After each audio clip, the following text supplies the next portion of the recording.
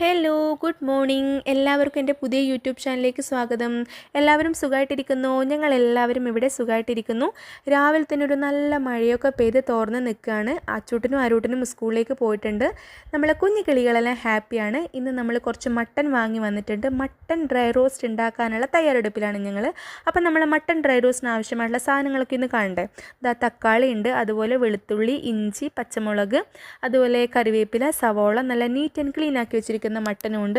നമ്മൾ mutton dry roast എങ്ങനെ ഉണ്ടാക്കുന്നത് കണ്ടാലോ. ഇതാ നമ്മൾ കുക്കർ അടുപ്പത്ത് വെച്ചിട്ടുണ്ട്. അതിലേക്ക് നമ്മൾ കഴുകി വെച്ചിരിക്കുന്ന മട്ടനിൽ കുറച്ച് മഞ്ഞൾപ്പൊടിയും അതുപോലെ ഉപ്പും ഇട്ട് ആവശ്യത്തിന് വെള്ളവും ഒഴിച്ച് ഒരു 4 മുതൽ 5 വിസിൽ വരുന്നത് വരെ മട്ടൻ നമുക്ക് വേവിച്ചെടുക്കാം. മട്ടൻ വേവുന്ന ആ ഒരു സമയത്തിനുള്ളിൽ നമുക്ക് മസാല കൂടി തയ്യാറാക്കി എടുക്കാൻ വേണ്ടിയിട്ട് പറ്റും.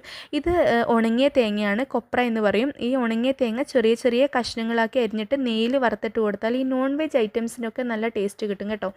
അപ്പം നമുക്ക് മട്ടൻ ഡ്രൈ റോസ്റ്റിന് ആവശ്യമായിട്ടുള്ള മസാല എങ്ങനെ തയ്യാറാക്കി എടുക്കുന്നത് നോക്കാം. നമ്മൾ ചട്ടി അടുപ്പത്ത് വെച്ചിട്ടുണ്ട്. അതിലേക്ക് നമ്മൾ ആവശ്യത്തിന് വെളിച്ചെണ്ണ ഒഴിച്ചു കൊടുക്കുക. എന്നിട്ട് അതിലേക്ക് മല്ലിപ്പൊടിയാണ് ഇട്ട് കൊടുത്തിട്ടുള്ളത്. മല്ലിപ്പൊടി ഒന്ന് വെളിച്ചെണ്ണയിൽ ഒന്ന് ചൂടായി വന്നതിന് ശേഷം അതിലേക്ക് നമുക്ക് കറിവേപ്പില ഇട്ട് കൊടുക്കാം. ആവശ്യത്തിന് കറിവേപ്പില ഇട്ട് കൊടുക്കാം. കറിവേപ്പില ഒന്ന് ചൂടായതിനു ശേഷം നമ്മൾ നേരത്തെ അരിഞ്ഞു വെച്ചിട്ടുള്ള സവാള, തക്കാളി, ഇഞ്ചി, പച്ചമുളക്, വെളുത്തുള്ളിയൊക്കെ ഒന്ന് ഇട്ട് കൊടുത്ത് ഒരു നുള്ളു ഉപ്പിട്ട് ഒന്ന് വഴറ്റി കൊടുക്കാം. ഒരുപാട് സമയം വഴറ്റേണ്ട ആവശ്യമൊന്നുമില്ല കേട്ടോ. പെട്ടെന്ന് തന്നെ സിമ്പിളായിട്ട് തയ്യാറാക്കി എടുക്കാൻ പറ്റുന്ന ഒരു സിമ്പിൾ മട്ടൺ ഡ്രൈ റോസ്റ്റാണിത്. അപ്പോൾ സവാള ഒന്ന് സോഫ്റ്റായി കിട്ടിയതിന് ശേഷം നമുക്ക് അതിലേക്ക് ആവശ്യമായിട്ടുള്ള മസാല കൂടി ആഡ് ചെയ്ത് കൊടുക്കാം. ആദ്യം തന്നെ മുളക് പൊടി ഇട്ട് കൊടുക്കുക. മുളക് പൊടി ഒന്ന് ചൂടായതിന് ശേഷം അതിലേക്ക് ആവശ്യത്തിന് ഗരം മസാല പൊടി ഇട്ട് കൊടുക്കുക. അങ്ങനെ ഗരം മസാല പൊടി ഒന്ന് ചൂടായി കിട്ടിയതിന് ശേഷം നമുക്കതിലേക്ക് കുരുമുളക് പൊടിയാണ് ഇട്ട് കൊടുക്കുന്നത്. കുരുമുളക് പൊടി മട്ടൺ ഡ്രൈ റോസ്റ്റിന് ഏറ്റവും കൂടുതൽ ടേസ്റ്റ് കിട്ടുന്ന ഒരു മസാല പൊടിയാണ് കേട്ടോ. അപ്പം നമ്മളെ മസാല പൊടികളെല്ലാം ഒന്ന് വാടി കിട്ടിയതിന് ശേഷം നേരത്തെ വേവിച്ച് വെച്ച മഞ്ഞൾപ്പൊടി, ഉപ്പിട്ട് വേവിച്ച് വെച്ച മട്ടൻ കൂടി ഈ മസാലയിലേക്ക് ആഡ് ചെയ്യാം. അങ്ങനെ ഒരു 5 മിനിറ്റ് അടച്ച് വെച്ച് വേവിക്കുക. അപ്പം ഈ മസാലയും മട്ടനിലും മൊത്തം നന്നായിട്ട് പിടിച്ചിട്ടുണ്ടാകും. അപ്പോൾ ഇത് അടിപൊളിയായിട്ട് മട്ടൻ ഡ്രൈ റോസ്റ്റ് നല്ല അടിപൊളിയായിട്ട് വന്നിട്ടുണ്ട്. നല്ല ഉപ്പും എരിവും ഒക്കെ പിടിച്ചിട്ടുണ്ട് കേട്ടോ.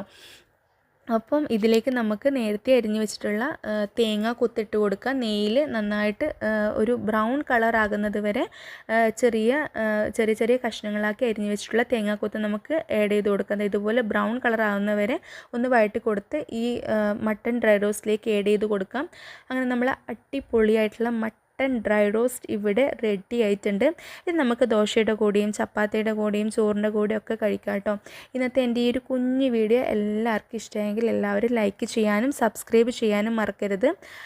അങ്ങനെ നമ്മളെ സിമ്പിളായിട്ടുള്ള അടിപൊളി മട്ടൻ ഡ്രൈ റോസ്റ്റ്, നമ്മളെ റെസ്റ്റോറൻറ്റിലൊക്കെ കിട്ടുന്ന അടിപൊളിയായിട്ടുള്ള നല്ല ടേസ്റ്റ് ആയിട്ടുള്ള മട്ടൻ ഡ്രൈ റോസ്റ്റ് ഇവിടെ റെഡി ആയിട്ടുണ്ട്. ഇന്ന് ഞങ്ങൾ ചോറിൻ്റെ കൂടെയാണ് കേട്ടോ കഴിക്കുന്നത്.